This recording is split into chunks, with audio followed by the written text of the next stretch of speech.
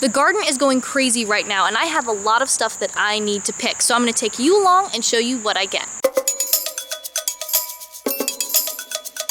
So today we are doing a garden harvest video, and I'm out here in my Virginia Zone 7 garden, and there is a ton of stuff happening behind me. I have had a really busy week this past week, and I wasn't able to get out here as much as I would have liked to pick things. Basically, I didn't get out here at all, so there is a lot of stuff that needs to be picked, and I thought this would be the perfect opportunity for me to film a garden harvest video so you can see a lot of the different things that are growing and see what my garden is really producing. So we're going to go around the garden, I'll show you what I've got going on, and then I will show you the final haul at the end, so make sure you stick around for that. But with all that said, let's get out here and start picking stuff. So to start this harvest off, let's start out with cherry tomatoes. There are a lot of tomatoes out here, and especially cherry tomatoes, and many of you know that tomatoes are my #1 favorite food, and I like to call myself the tomato queen because I love to eat tomatoes, I love to grow tomatoes, they're just kind of my thing, and there's a lot of stuff going on out here. And as you can see with this section especially, I mean, these plants are all super loaded down, and we're going to be getting a lot just from this section of the garden right here. So these first ones here that we're picking, these are the Mexico Midget tomatoes. They're a very small tomato variety. You can see teeny tiny tomatoes, bright red, and these are some of the first ones to produce in my garden. And as you can see, these plants are loaded down with tons of teeny tiny fruit. Next tomato we have here are Sungold tomatoes. This is a hybrid variety, and it's the only hybrid I have growing in my garden. It's a first for me this year for growing, but I have had it before. That's how I knew I wanted to grow it, because it's super sweet, really tasty, and they have this beautiful bright orange color, and they have been very productive. I had read that they would be, but I'm just really pleased and impressed with how many fruit I've been getting off of these plants. Every time I come out here, they're loaded down and they just keep growing. Oh, I dropped one there. They keep growing and putting on more and more. The next one is a little more sparse, but it's still beautiful. This is the Indigo Cherry Drop tomato. It's got a red bottom, and the top is this kind of purpley black-blue color, and not as productive, obviously, as some of the others, but they are really pretty to look at, and I'm really happy that I decided to grow these. Ooh. That one's split a little bit, but it looks okay, so I'll probably just eat him right away. And that's a nice thing about having the garden, is something like this could never get to a farmer's market or get into a grocery store, but since I'm picking it fresh right now, it's not a big deal, and I can either just eat it like this or cut that little bit off, and this food isn't going to go to waste. Back in here we have some blush tomatoes. There aren't a ton that are ready to pick right now, but we have a couple. This is a really fun variety because it's got this nice oblong shape, which makes it, you know, a little bit different from the others, adds a little bit of visual interest when you see them all in the bowl, and it's yellow with this kind of blush striping going across it. This here is the Purple Bumblebee tomato, another striped variety. So it's this dark red color with these green stripes, and it almost has, you can't really see in the camera, but it almost has like a silvery sheen on it, which is a little bit different. Kind of like a dull but then metallic shininess. That's the best way I know how to describe it. And these are really fun just because they do have that really nice pattern, and they seem to grow pretty well. They're not my best producing variety, but you know, they can hang in there, and we do get a good amount from these. Next up we have my absolute favorite cherry tomato.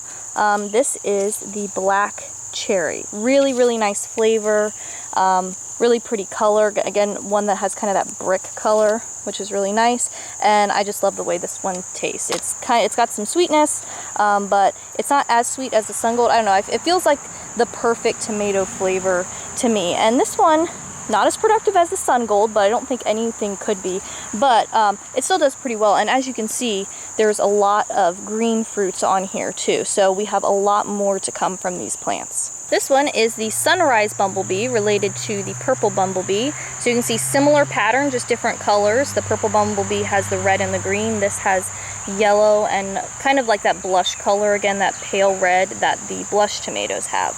And I have been getting a lot of these, but today there aren't as many, but you know, it's still decent. Oh, this one maybe needs to stay on a little bit longer.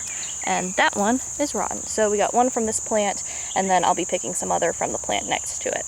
Moving on to the larger tomatoes, we have a nice little cluster here. These are the Japanese Trifle Black tomato.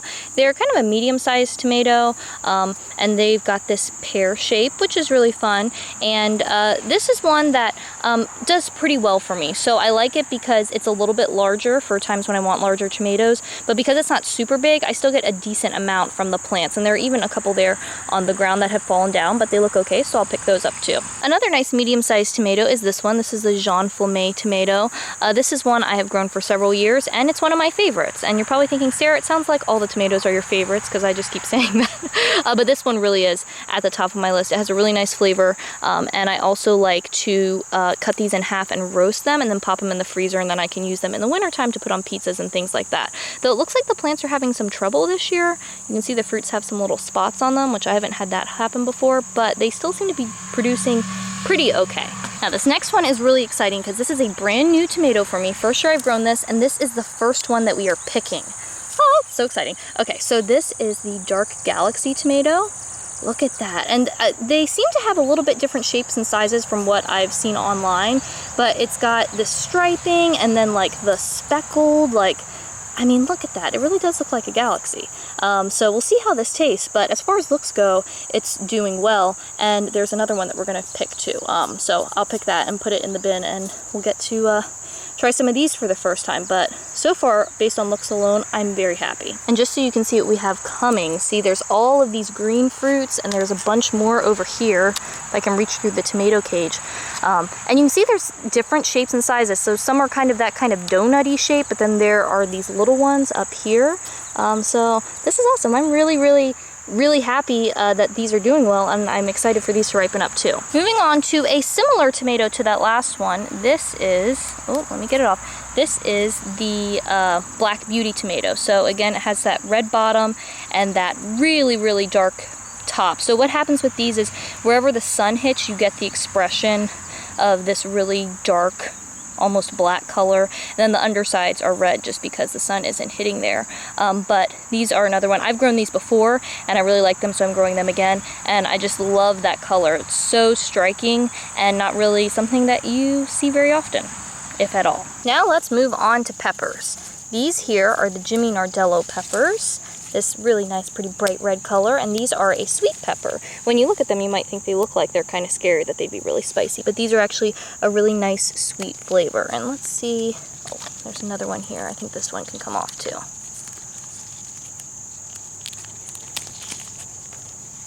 We also have some Buena Mulata peppers, which are these pretty purple peppers.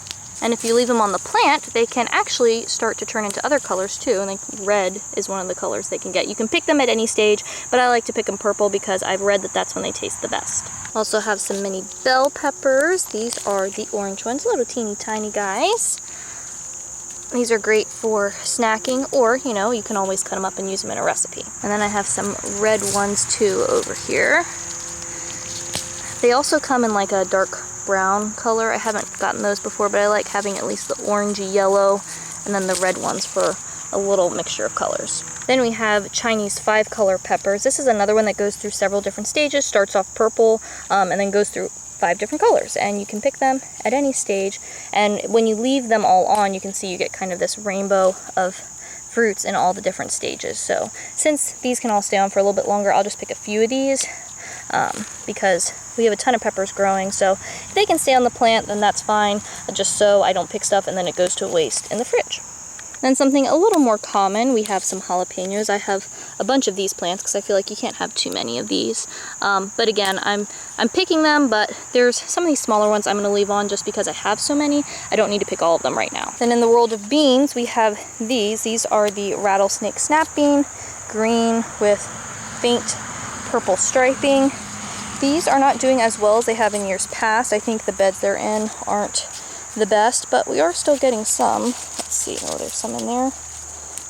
So, you know, they're doing their thing. Just last year, I think they went wild, so this year it's a little more tame. Purple pole beans are growing as well. Some of these look like they actually could have been picked a little bit sooner, but a same situation where these are doing really well. I mean, they're doing fine, but just not quite as well as last year, because last year we had so many I couldn't even pick them all and we couldn't eat them all. So maybe this is a little bit better in the long run. Now these are really fun. These are a cucumber. They're called a Mexican sour gherkin. Look at how they look like teeny tiny baby watermelons, and they have a cucumber flavor but with like kind of an acidic element in there. It kind of tastes almost like they've been put in vinegar or lightly pickled, but they just produce all these teeny tiny little fruits, and I think they are so cute.